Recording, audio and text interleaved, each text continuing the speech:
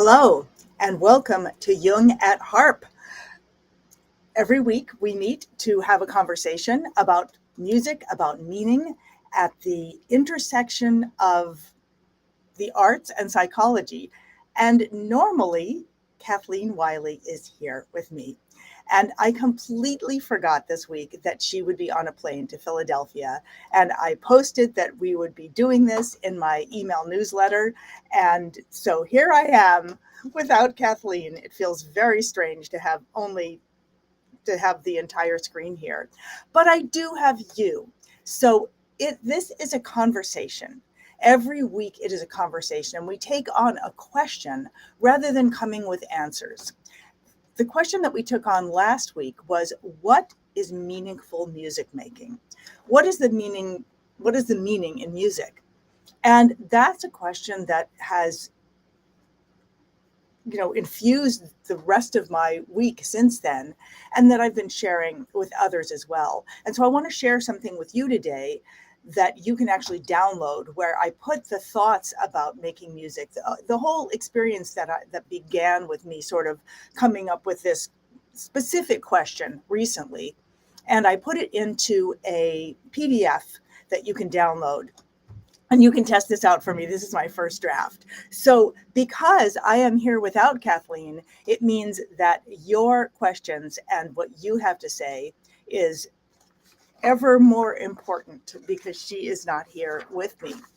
So the very first thing that I'm going to do today is talk about, first of all, actually what I'm going to do is I'm so used to having Kathleen here. So people that are just coming in, I see some more people are just coming in. Normally, Kathleen Wiley is here with me every week, and I completely forgot that she's going to be on a plane right now. So I am here for both of us to let you know that we normally are here, but we are actually just about to take a month off because I'm going to Europe. And because of that, I have created a PDF that you can download so that you can continue the conversation. And the conversation right now is about what is meaningful music. What does it mean? What is meaning in music?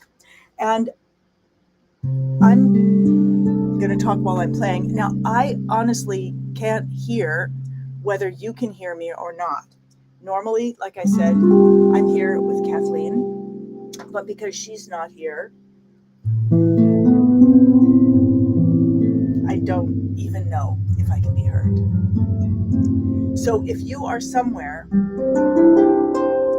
where you can chat, where you can speak to the chat, you should be able to speak to me.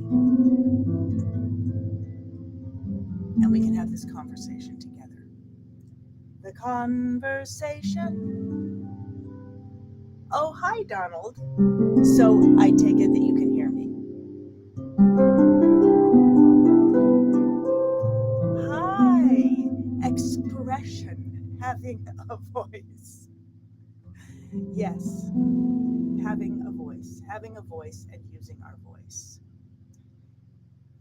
And that reminds me of a song, of course.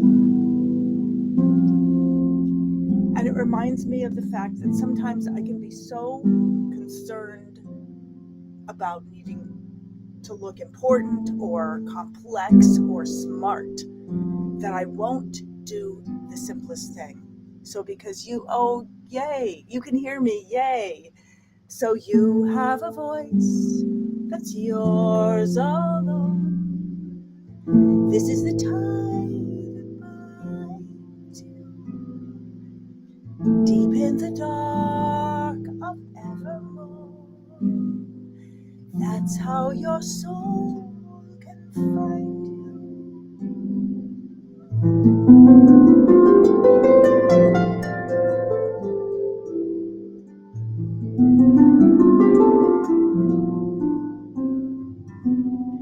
This is a song that came out of a show, and the show came out of I wanted to write a show. And this is really interesting because this story that I'm about to tell you is a story about meaning, about creating meaning, about meaning coming in, even when you didn't mean to create it. So I wanted to create a show. I wanted to create a series of shows that could be done in theaters that would be about that. All I cared was that it made sense for the main character to be wearing a harp. Like, that's all that mattered. And so I ended up with 3 different shows. And the very first one was called, What the Hell Are You Doing in the Waiting Room for Heaven? And the reason it was called that is because I just thought, well, it makes sense to me that someone would be wearing a harp. It might be someone would be wearing a harp in the waiting room for heaven. And what if this person was there to help other people get into the heavenly choir? And what if, after helping all these other people to get into the heavenly choir, she one day discovered that she herself was not trying to get into this heavenly choir, the place where your voice would be meaningful with all other voices. And so she goes back and she remembers a time when things were simpler. And she remembers a time when she asked her father, what would happen? What would happen to me if well, I'll tell you why she imagines this. She imagines this because I imagined this when I was a little kid. I had this idea when I was about 8 that I had this game and I called it Extractions. And in this Extractions game,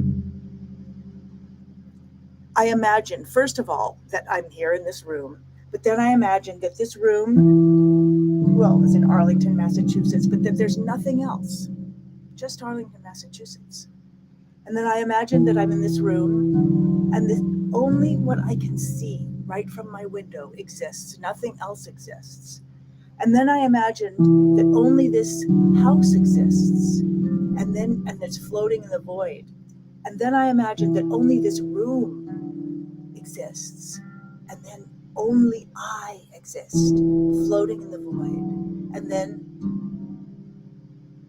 not me as well. So I played this game. I don't know why I played this game with my head when I was 8. But it both fascinated me and scared me. And in this play, I took that experience and I said that this child took it to her father and said, what will happen to me? Because I did that too.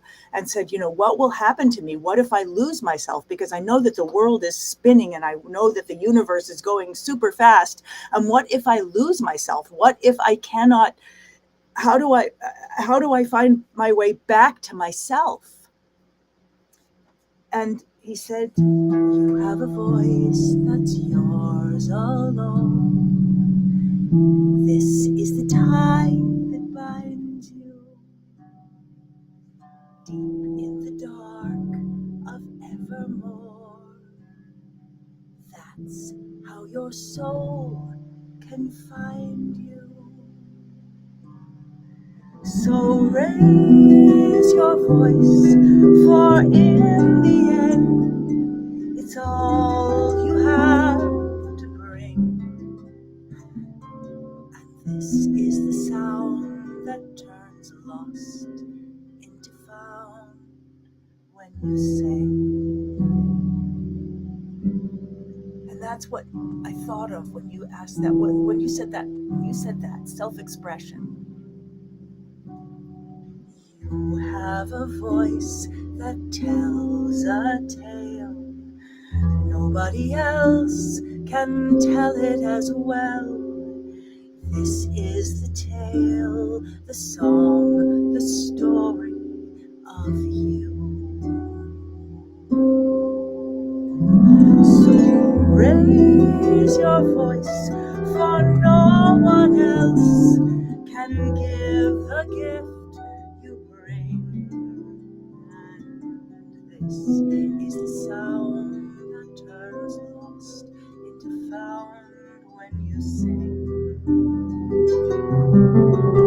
So raise your voice, for no one else can give the gift you bring. And this is the sound that turns lost into found. This is the sound that turns lost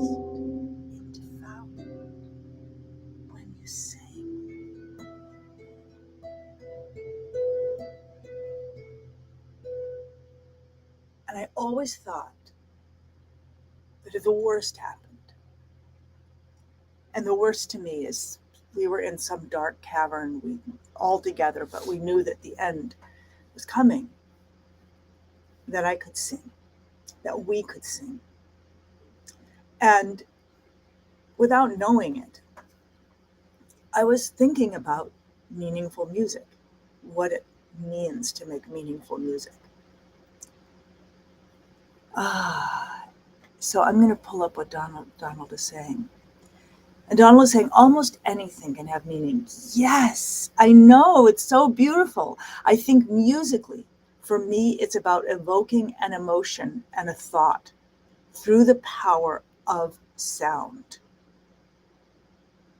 So for Donald, and what I love about what you said here, almost anything can have meaning. What I discovered in writing these shows was that I started out with an absurd idea.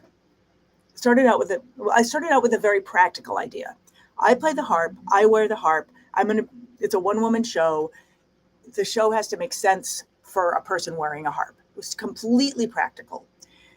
And then I called up my friend Gunnar and I was like, I want to write this show, and it happens. So where might that happen? That happens in the waiting room for heaven. Okay. All right. I got it. So I call up my friend Gunnar and I'm like, I don't know what to call this show. It's like about the wait, you're in the waiting room for heaven, but like, then you realize that, why are you in the waiting room? Why are you, why do you think that heaven has to be this, so why do you think your life has to be like this? What should I call it? And Gunnar said, I don't know. Why didn't you call it, what the hell are you doing in the waiting room for heaven? And so I was like, okay, so here's this practical idea. Here's this absurd title and concept. But what happened is that as I wrote the show, it began to have meaning. I began to understand the meaning. I began to discover the meaning. I couldn't say, this is the meaning is this, but I discovered that I was discovering, or I was using that show to discover meaning. And this song came out of that show. And part of the show was about involving the audience in all the activities and the singing. And this song was created so that the audience could make immediate harmony. They were singing,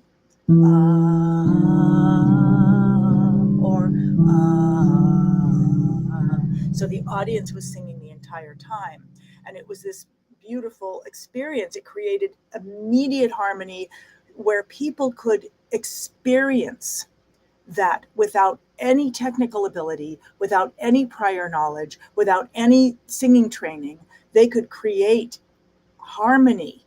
They could create a beautiful thing in that moment. Now, I didn't know that that's what I was doing, but like Donald said, almost anything can have meaning when we start to explore it. And when it invokes or evokes an emotion and thought through the power of sound when it's music. I'm going to pull up and hi, Green Rose. This is beautiful. It's so beautiful to see all your comments, and I love pulling them up before I even read them. It's scary, but Mazal says, many years ago, when I was a child studying the harp, my teacher went to Prague for a harp conference. She brought back a postcard of you, Deborah. That opened my mind to the electric harp. Well, Prague was a very meaningful experience for me in many, many ways. So I want to talk about that. So Prague was a World Harp Congress, and it was an opportunity for harpists all around the world to share music. And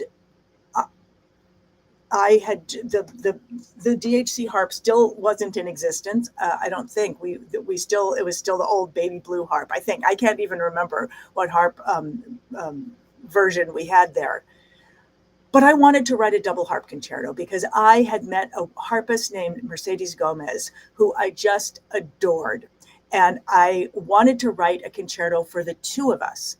And I wrote a concerto called Concerto Dobles for the two harpists. And the point of this concerto was that it would introduce us playing these harps with symphony orchestra, but also foot dancing. So I would go to Mexico, I would learn how to foot dance, and then I would write this piece in Mercedes, and I would go to Prague and we would perform this piece. And so much happened that was powerful and that I learned out of that. First of all, I learned that because of the way the stage was set up, nobody could see that we were dancing with our feet. So the whole meaning of what we were doing was completely lost. I also learned that there was one moment, the middle movement of that piece is called Merceditas, which is, so Mercedes called me Deborita, I called her Merceditas, and I had made up this story about us. I wrote this little movie about us, that we were roommates, and oh God, the story was so romantic. I'd fallen in love with the guy the vegetable guy in the local grocery store, and he was teaching me Spanish. And anyway, but it was a complicated story. But as part of this complicated romantic story, there was a waltz, because as the Spanish lesson turned into, romance, and the romance turned into a waltz, there had to be a song. And so I created this song, and it went kind of like this.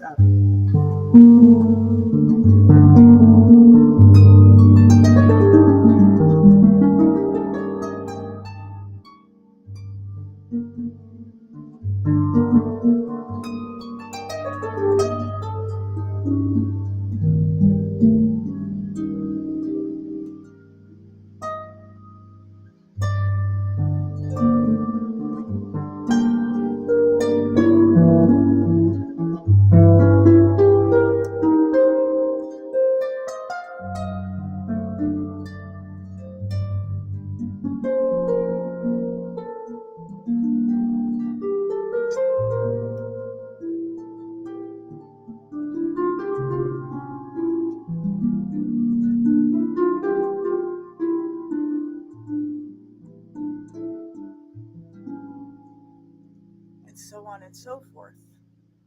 And I had written it for 2 harps. And the person who had commissioned it was Joël Gagné.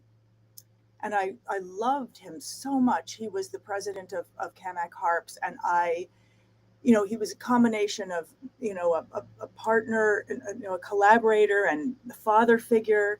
And he was sitting in the audience. And when I'd written this piece, this waltz, I had just dreamed of, being able to look down at him as I was in the audience and see him loving it. Well, I looked down and he did not love it. He did not love it at all.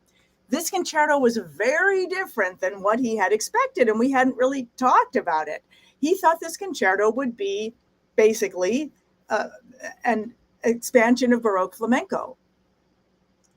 And so everything didn't work.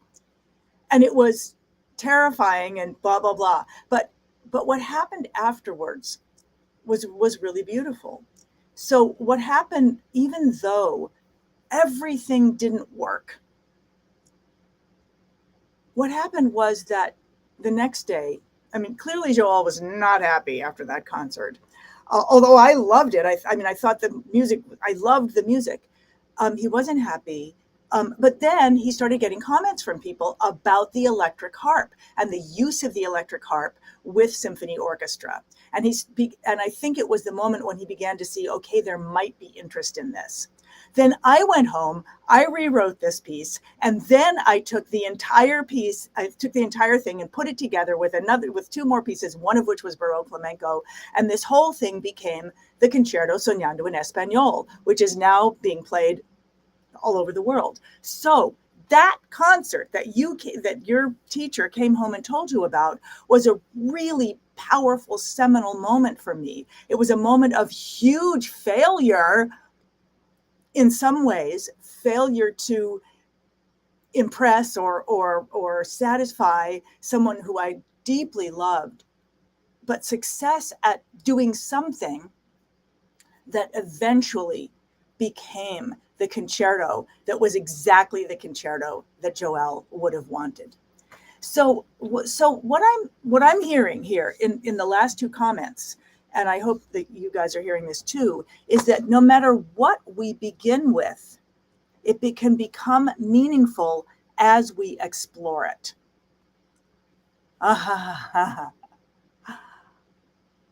Okay, I'm going to read more. This is beautiful. But that the exploration, the discovery, you can take anything and it can become meaningful.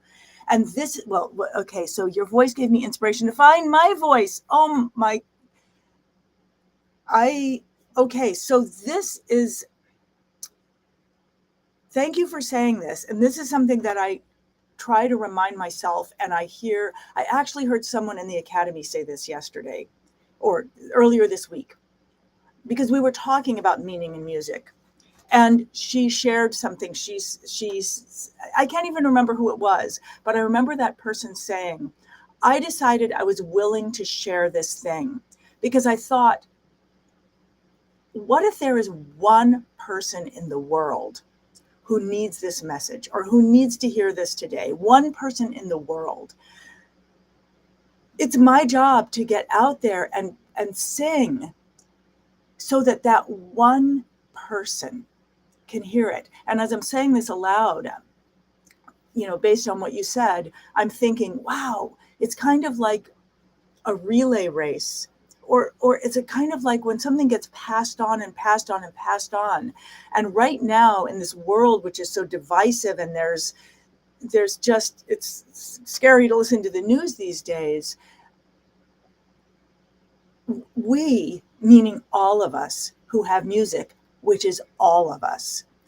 This is what, as we raise our voices in song, as we raise our voices to connect with each other, as we raise our voices to be heard, to express love, to express joy, to express connection, that this is what we can do so that we don't feel helpless, because I can feel helpless. I'm going to pull these up. And Green Rose, I'm going to get to you in just a minute. I'm going to pull this up first because I think it's, Donald is saying, as you say, as an artist and a listener, both, both can connect to the same moment. Not everyone picks up on the same meaning because we all have different experiences in life. Yes, I think that's part of the magic there, is that when we do indulge in the magic of music, I mean,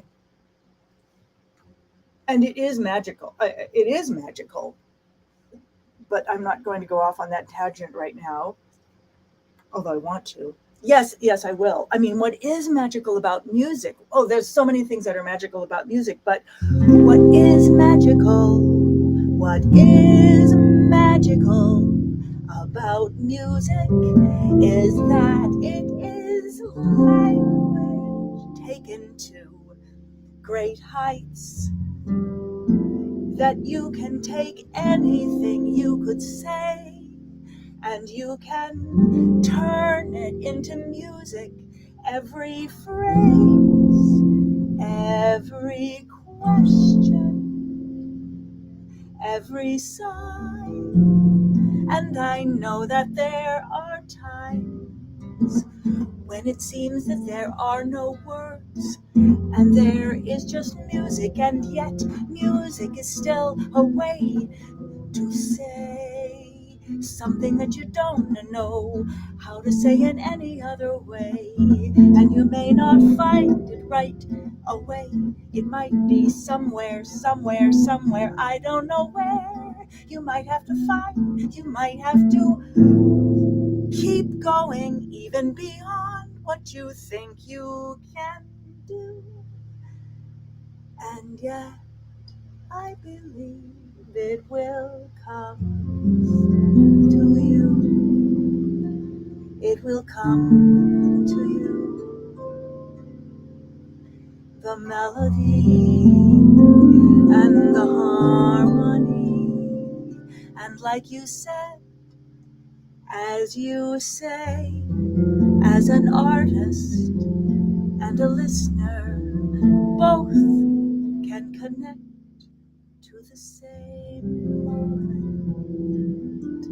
Not everyone picks up on the same meaning, because we all have different experiences in life.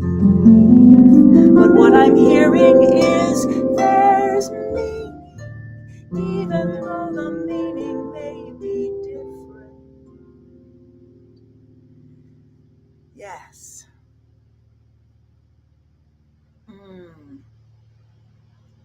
But that connection, right?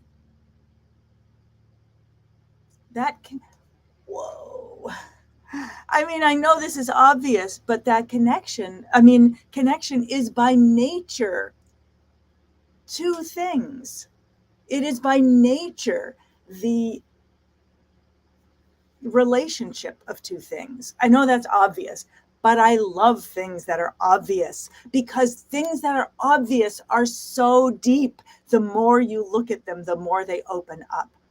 This is why I love teaching snippets in the academy, why I love teaching something. And I will go back to you. I am not forgetting you, Green Rose. I am not. It's why I love to teach snippets in the academy, why I love to teach something as simple as, yesterday I was teaching, which is just a descending bass line. But then as you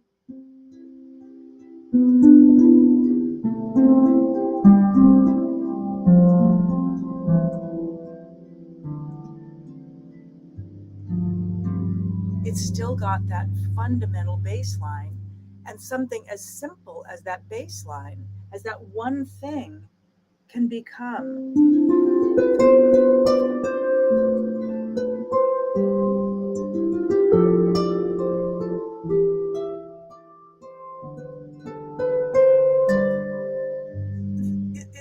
this is like a toy for me, and it's a toy that I love to give to others, because it's a toy I've been playing with since I was a little kid.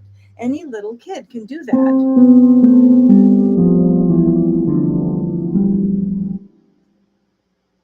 And once you can do that, you have a lifetime of getting to play with that. It can become anything, and anything you need to say can ride on that wave of that descending bass line, taking you somewhere you never know where it is. You can put it somewhere else, you can start it here, and you still have a song. It's as though anything can give you a song, and make that connection to what you're doing. I want to go back and see something. So many beautiful things. Okay, I want to move. I don't know which story that was, but yay. Sometimes, says Mazal, if you sit and listen really carefully in the silence, you will hear your melodies. And I think that it is magical. And I think some people may start thinking, yeah, but my melody isn't very good, or what if it's not a good enough melody? And that's where it's so important for us to respect the melody that we got, and to think it's not for me to judge this melody. And that's not what you said. It is magical. When you can experience the magic of it, it is magical. When I noticed that a lot of, I'm going to give you a link to this thing, that meaning making breaks down. Meaning making can break down when we don't experience the magic of it and we start to bring it into the world of assessment. This is good, this is bad, this is better, this is not good enough. And I love that you are connecting to the magic of it and just sitting with that. I want to go back and just see what Green Rose had said far up here. And now it will come back to me. Okay. It is the incredible. I have a request. Please, please, please play Baroque Flamenco on live just once. It would feel like I am watching you in concert. I will do that. I will do that before the end of this live. I will do that. And I will tell you what's happening right in my head right now, which is exactly what I tell everybody not to do. What's happening in my head? Well, I don't know if I'm very good at that. And I don't know if I can play that anymore. I don't know if it'll be like this whole blah, blah, blah, blah, blah, blah, blah. My whole thing will be like, I'm going to disappoint people. Whatever I was, it's going to disappoint. Like, this is my thing. So thank you for asking. I'm going to do that. In fact, I'm going to do it right now. Now I can't decide whether to play it in A minor or C minor. I'll play it in C minor. I'll play it in C minor because I think I'm probably going to play it in C minor with Evelyn Huber. And it's going to be so fun to play it with her in concert in Germany in like just about a week. Well, exactly a week. A week from today, I'll be playing this with her. Make sure, I know you probably want to see this. Okay. So before I play this piece, I want to tell you something about it. I want to tell you that this piece started out as a way for me to pretend that I could play music. This came from a beautiful little minuet by Jean-Jacques Rousseau.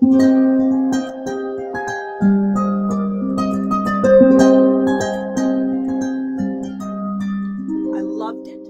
I started the harp seriously when I was an adult in my early 20s, and I could play it. And I loved that a politician had written it. I was like, wow, he wrote the basis of our American Constitution, and he wrote this little melody. How cool is that? So it's kind of a constitutional thing if I play this anyway. So I loved it, but you know what I loved? It had a descending bass line. It had an alternative melody, and the melody went something like this.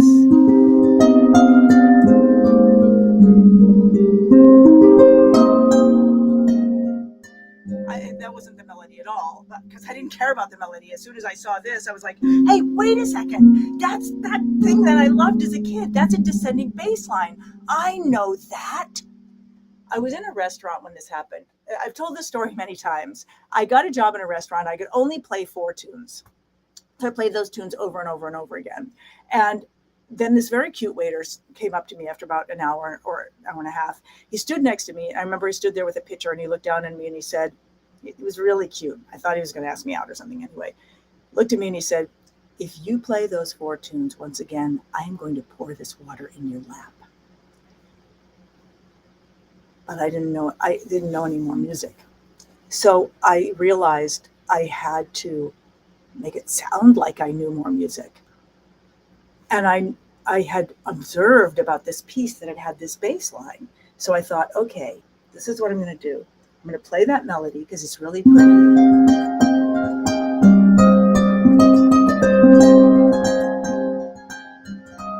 going to repeat it.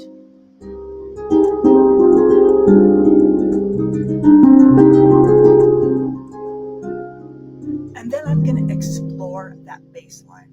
I'm going to take that bass line nice and slow.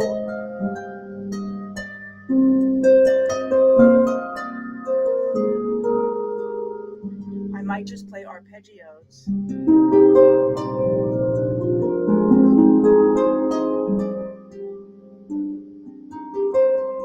And when I think that the people who are listening are kind of wondering, is she playing anything? Does she know what she's doing? I would go back and I'd play yes.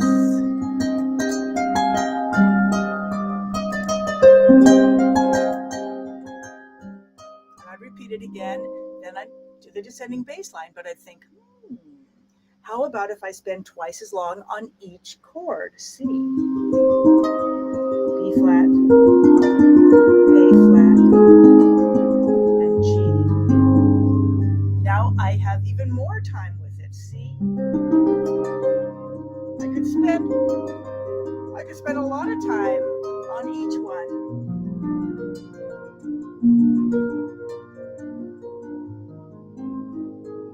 And when I got lost, or when it looked like they thought I wasn't knowing what I was doing, I'd come back.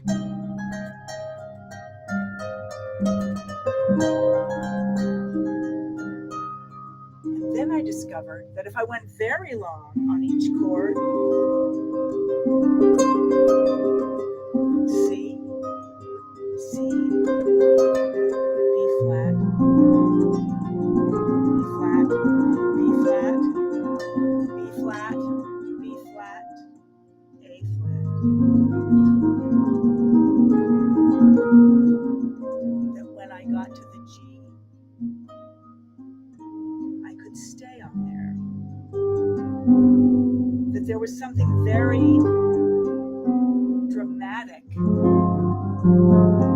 I could make it more dissonant and I could stay there. I could create a cadenza. I could keep that G and I could put an A flat above it and come back to the G.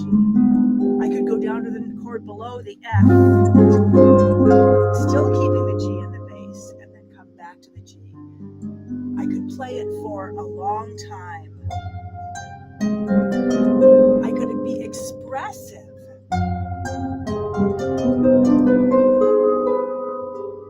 And then eventually I could play.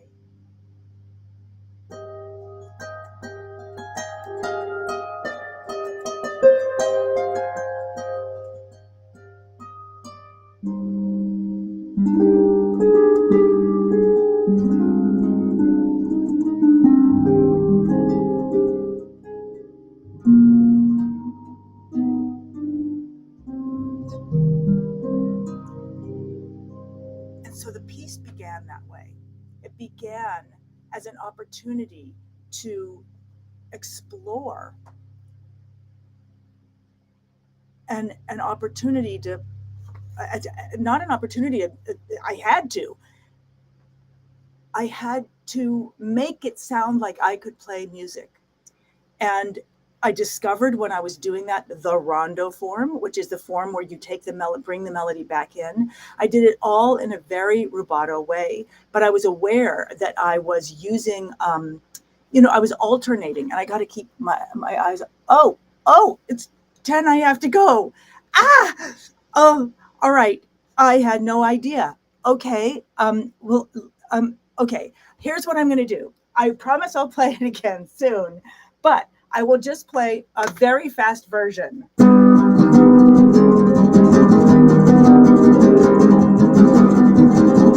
Because what I did is I thought, well, that's the piece, that's the heart and soul of the piece, but how could I then have fun with it? How could I make it sound, how could I take those two sections and make them even more different? And so I started adding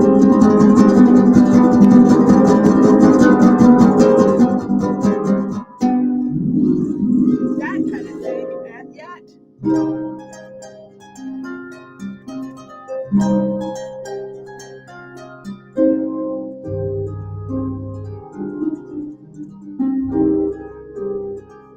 and on the variations I started adding rhythm.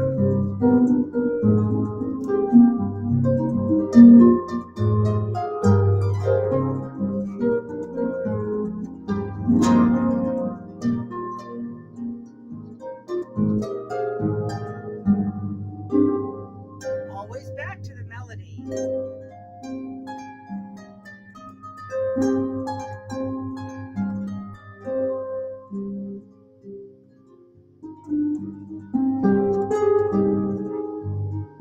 And then same thing.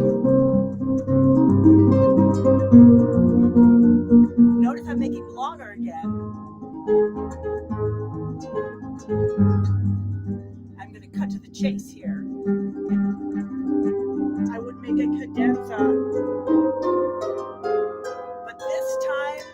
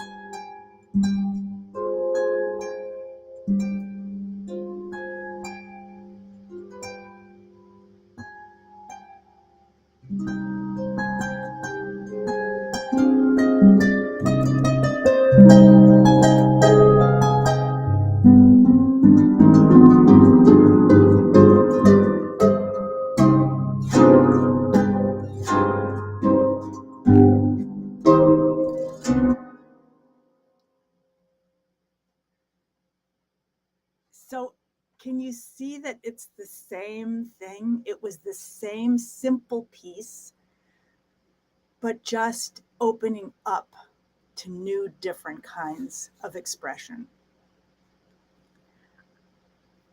I have to go because it's time for the legacy project team, but I want to pull up all of these before we go. Yes, okay, we got to see that. And Victoria was here. Hello. And it's Victoria saying, and I want to give you guys a link before I leave, which I forgot about my making musical meaning. So Victoria says snippets are like building blocks. They can be expanded. Yes, they're just toys to play with. Ah, yes. And I suffer from them. My melody is not good enough. Oh my God. That could be like, my melody is not good enough because we just feel that way so much as artists. And Mazel is saying, love how you started improvising when the waiter put that pressure on. Yes. And that freed me up to make that moment my own. Right. Because it disconnected me from, I have to, oh my gosh, it has to be good. And it connected to me to, if you don't do this, you're going to get fired. So just do it. Make it sound like you can do it. And Victoria is saying, I love the story of Baroque flamenco. I feel like we are most creative when we are limited. Yes, it forces us to explore. Yes, and Stravinsky talked about that. Oh, Teddy, it's so great to see you. Thank you. Everybody, hang with me 1 minute while I find the link, if I can, I hope, to this thing, because I would love to hear what you have to say about it. Hipharp.com / I should be making meaningful music, hopefully making meaningful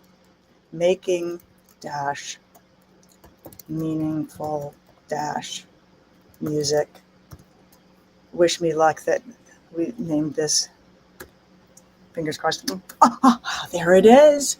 All right. So I'm going to give you this link. Now I've lost you. Okay, here we are. And how am I going to give you that link? Okay, I'm going to put it in the chat. But wow, I don't know how to. Oh, maybe I can pull up my own thing. I wish I'd made a thing. Like I could have made a thing. I don't know if you know what a thing is, but it would be like a thing where a QR code. Let's see if I can super, super quickly make that QR code. I don't know if I can. let's see if I can do this. Okay, so making meaningful music. You know what I'm feeling like right now, you guys? I'm like, oh yeah, right now, wait a minute, cancel that. I have to get rid of that one. We have to add a new one. Okay, can't add that one. Okay, link is this. Now I'm feeling like, oh, Deborah, you boil it. Making meaningful. Okay, let's try this. Let's see if this QR code can work. It's making the QR code. Okay, let's see if this works. Try that. Let me know if that works. Let me know if that takes you to the link.